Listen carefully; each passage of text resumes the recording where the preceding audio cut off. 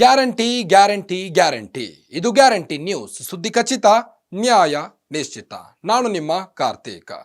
ಗಂಭೀರ್ ಅವರನ್ನು ದೋಗ್ಲಾ ಕಪಟಿ ಎಂದು ಕರೆದು ಸಂಚಲನ ಮೂಡಿಸಿದ ಮಾಜಿ ಕ್ರಿಕೆಟಿಗ ಮನೋಜ್ ತಿವಾರಿ. ಇದರ ಜೊತೆಗೆ ಗಂಭೀರ್ ವಿರುದ್ಧ ಹಲವು ಗಂಭೀರ ಆರೋಪಗಳನ್ನು ಮಾಡೋದರ ಜೊತೆಗೆ ರೋಹಿತ್ ಪರ ಬ್ಯಾಟ್ ಬೀಸಿದ್ದಾರೆ. ಬಾರ್ಡರ್ ಗವಾಸ್ಕರ್ ಟ್ರೋಫಿ ಟೆಸ್ಟ್ ಸರಣಿಗಾಗಿ ಆಸ್ಟ್ರೇಲಿಯಾ ಪ್ರವಾಸ ಕೈಗೊಂಡಿದ್ದ ಭಾರತ ತಂಡ ಹೀನಾಯ ಸೋಲನ್ನು ಎದುರಿಸಬೇಕಾಯಿತು. ರೋಹಿತ್ ಪಡೆ 1-3 ಅಂತರದಲ್ಲಿ ಸರಣಿ ಸೋಲುವುದರೊಂದಿಗೆ WTC ಫೈನಲ್ನಿಂದಲೂ ಹೊರಬಿದ್ದಿತ್ತು. ಇದೀಗ ಭಾರತದ ಮಾಜಿ ಕ್ರಿಕೆಟಿಗ ಮನೋಜ್ ತಿವಾರಿ ಭಾರತದ ಈ ಪ್ರದರ್ಶನವನ್ನು ತೀವ್ರವಾಗಿ ಟೀಕಿಸಿದ್ದಾರೆ. ತಂಡದ ಮುಖ್ಯ ಕೋಚ್ ಗೌತಮ್ ಗಂಭೀರ್ ವಿರುದ್ಧ ಮಾತಿನ ದಾಳಿ ನಡೆಸಿ ಸೋಲಿಗೆ ಅವರೇ ಹೊಣೆ ಎಂದು ಆರೋಪಿಸಿದ್ದಾರೆ. ಅದರಲ್ಲೂ ಗಂಭೀರ್ ಅವರನ್ನು ದೋಗ್ಲಾ ಎಂದು ಕರೆದು ಸಂಚಲನ ಮೂಡಿಸಿದ್ದಾರೆ. ಇದರ ಜೊತೆಗೆ ಗಂಭೀರ್ ವಿರುದ್ಧ ಹಲವು ಗಂಭೀರ ಆರೋಪಗಳನ್ನು ಮಾಡಿದ್ದಾರೆ. ಮನೋಜ್ ತಿವಾರಿ ವಾಗ್ದಾಳಿ. ಗೌತಮ್ ಗಂಭೀರ್ ಬಂದ 6 ತಿಂಗಳಲ್ಲಿ ಭಾರತ ತಂಡ ಹಲವು ಮುಜುಗರದ ಸೋಲುಗಳನ್ನು ಎದುರಿಸಿದೆ. ಮೊದಲು ಶ್ರೀಲಂಕಾ ವಿರುದ್ಧದ ಏಕದಿನ ಸರಣಿ, ನಂತರ ನ್ಯೂಜಿಲೆಂಡ್ ವಿರುದ್ಧದ ಟೆಸ್ಟ್ ಸರಣಿ ಮತ್ತು ಇದೀಗ ಆಸ್ಟ್ರೇಲಿಯಾ ವಿರುದ್ಧದ ಇತ್ತೀಚಿನ ಸೋಲಿನ ನಂತರ ಮನೋಜ್ ತಿವಾರಿ ಗಂಭೀರ್ ವಿರುದ್ಧ ವಾಗ್ದಾಳಿ ನಡೆಸಿದ್ದಾರೆ.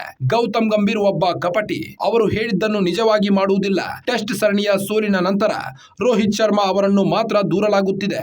ಆದರೆ ಮುಖ್ಯ ಕೋಚ್ ಕೂಡ ಈ ಸೋಲಿಗೆ ರೂವಾರಿಗಳು ಎಂದಿದ್ದಾರೆ.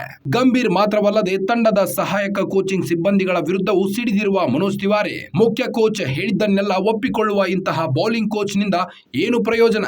ಮೋರ್ನೆ ಮೋರ್ಕೆಲ್ ಲಕ್ನೋ ಸೂಪರ್ ಜೈಂಟ್ಸ್ ತಂಡದಿಂದ ಬಂದವರು.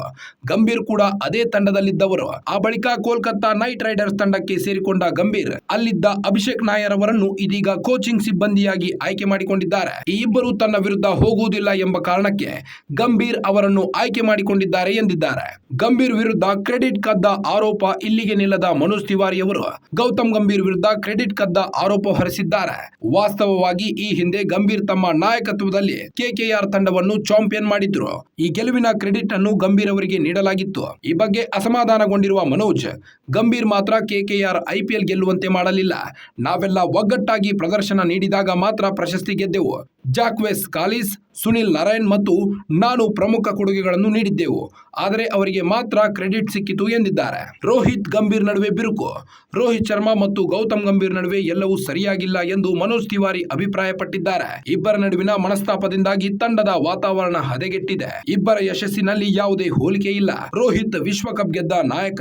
ಆದರೆ ಗಂಭೀರ್ ಯಶಸ್ಸು ಕೇವಲ IPL ಪ್ರಶಸ್ತಿ ಗೆಲ್ಲುವುದಕ್ಕೆ ಸೀಮಿತವಾಗಿದೆ. ಈ ಕಾರಣಕ್ಕಾಗಿ ಇಬ್ಬರು ಒಟ್ಟಿಗೆ ಕೆಲಸ ಮಾಡಲು ಸಾಧ್ಯವಿಲ್ಲ ಎಂದು ತಿವಾರಿ ಅಭಿಪ್ರಾಯಪಟ್ಟಿದ್ದಾರೆ. ಒಟ್ಟಿನಲ್ಲಿ ಮನೋಜ್ ತಿವಾರಿ ಅವರು ಗೌತಮ್ ಗಂಭೀರ್ ವಿರುದ್ಧ ಕ್ರೆಡಿಟ್ ಕದ್ದ ಆರೋಪ ಹೊರಿಸಿದ್ದಾರೆ. ವಾಸ್ತವವಾಗಿ ಈ ಹಿಂದೆ ಗಂಭೀರ್ ತಮ್ಮ ನಾಯಕತ್ವದಲ್ಲಿ KKR ತಂಡವನ್ನು ಚಾಂಪಿಯನ್ ಮಾಡಿದ್ರು.